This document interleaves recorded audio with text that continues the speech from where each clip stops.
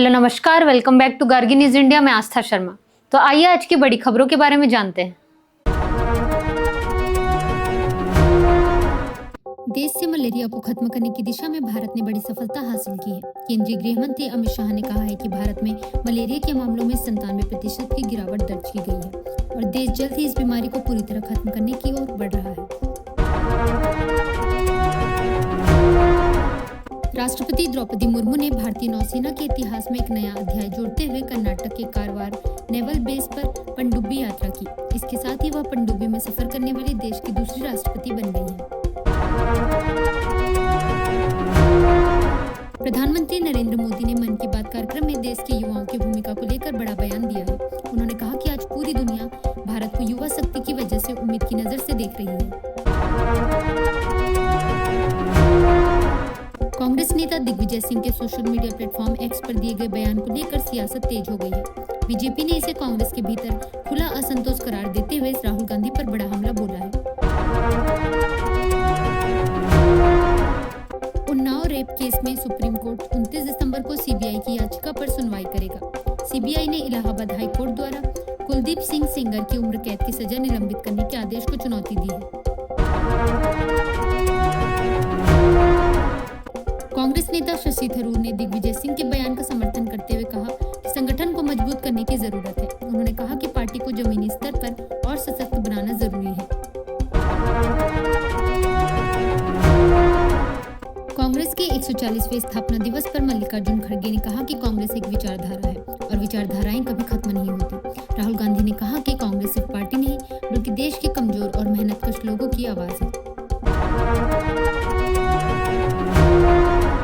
कांग्रेस नेता जयराम रमेश ने अरावली पहाड़ियों की नई परिभाषा पर सवाल उठाते हुए पर्यावरण मंत्री को पत्र लिखा है। उन्होंने कहा कि 100 मीटर से ऊंची जमीन तक सीमित करने से अरावली का स्वरूप खंडित हो जाएगा और पर्यावरण को नुकसान होगा।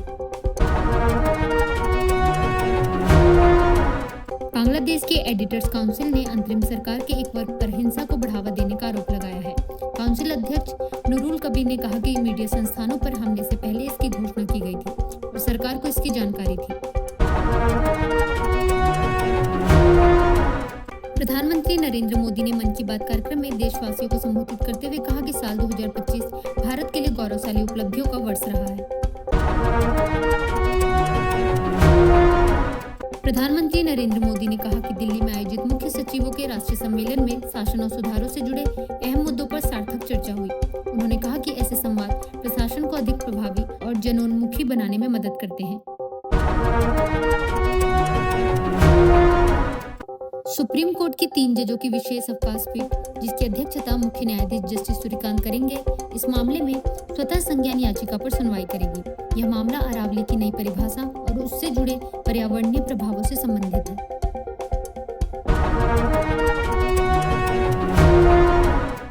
केंद्रीय कृषि मंत्री शिवराज सिंह चौहान ने कहा कि कांग्रेस ग्रामीण रोजगार योजना को लेकर मगरमच्छ के आंसू बहा रही है। उन्होंने आरोप लगाया कि कांग्रेस ने महात्मा गांधी के नाम का इस्तेमाल चुनावी फायदे के लिए किया और मनरेगा का बजट घटाकर मजदूरी भी फ्रीज कर दी।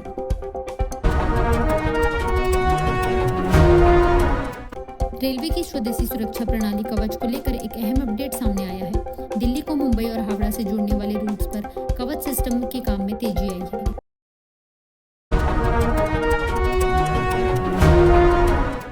जम्मू कश्मीर में चिल्लई कला के दौरान सेना ने आतंकवाद विरोधी अभियान तेज कर दिए हैं। सेना ने बर्फीले इलाकों में अस्थायी बेस और निगरानी चौकियां बनाकर आतंकियों पर दबाव बढ़ाया है।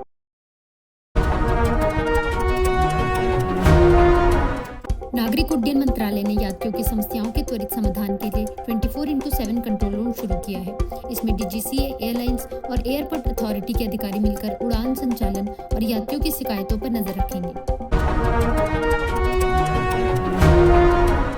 यूक्रेन के राष्ट्रपति वोलोडिमिर जेलेंस्की ने रूस यूक्रेन युद्ध को लेकर बड़ा बयान दिया है। उन्होंने कहा है कि शांति से जुड़े फैसले अब काफी हद तक यूक्रेन के सहयोगी देशों पर निर्भर करते हैं।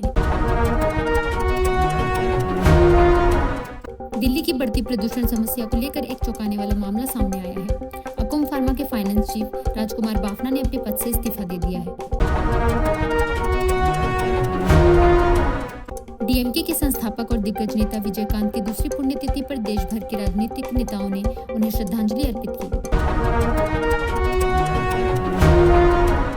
केरल की राजनीति में उस वक्त हलचल मच गई जब मत्ताथुर ग्राम पंचायत के कुछ वार्ड सदस्यों के बीजेपी के पक्ष में वोट देने का मामला सामने आया।